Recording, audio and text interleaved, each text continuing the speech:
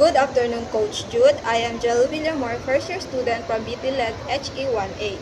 I managed my study last semester by setting a plan on what I am going to do day by day when the classes started. Also for me to be guided on what I am going to do with all of my schoolwork. To catch up, I prioritize my study more than anything. Give more attention to the given tasks and activities. For me, it was a high achievement to survive in difficult situation that I faced last semester. And also, I was so grateful that I finally survived my first semester. During online class, I didn't have any problem on cell phone because I have my own.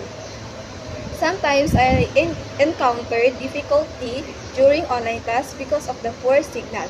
I only buy load to be connected to my classes.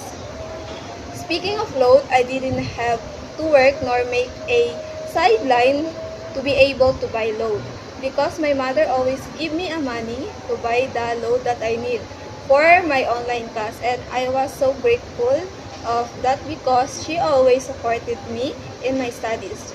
For now on, I will put all of my time and attention in studying so that I will become a teacher, a great teacher of CPPSU someday. Big dream, no matter how difficult in life as a student are, don't ever stop achieving your dream. If you have courage to achieve it, you will. Just trust yourself and your abilities that you have. Keep on fighting. That's all.